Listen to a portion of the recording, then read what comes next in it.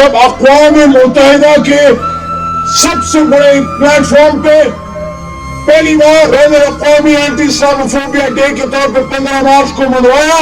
اور دنیا کو میسج دیا کہ اسلام امن کا دین ہے. افسوس کی بات ہے آج وہ شخص جو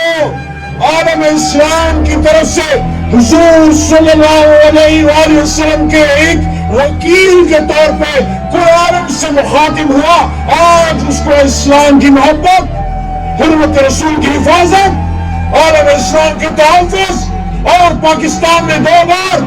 پوری امت مسلمہ کو افغانستان میں امن لانے کے لیے اکٹھا کیا. اور جب انہوں نے یہ بات کی تھی دوسری عالمی کانفرنس میں، جب امت مسلمہ کو اکٹھا کیا، عمران خان صاحب نے یہاں کہا پارلیمنٹ میں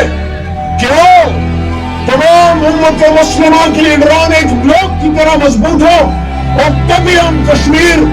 اور فلسطین کی بات کر سکیں گے. جب انہوں نے اسلامی بلاک کی بات کی، حرمت رسول کی بات کی، ختم نبوت کی بات کی، مدینہ کی ریاست کی بات کی، تو وہاں عوام بنفرد ہوئے کہ نہیں،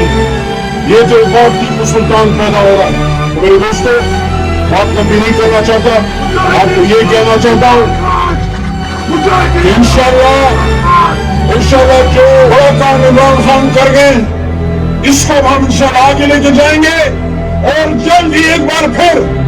آپ کو ہمارے اس ملک کے حقیقی وزیر اعظم عمران خان صاحب ایک بار پھر وزیر اعظم پاکستان کے طور پہ اسی عالمی فورم میں جا کے اسلام کا، حرمت کا، رسالت کا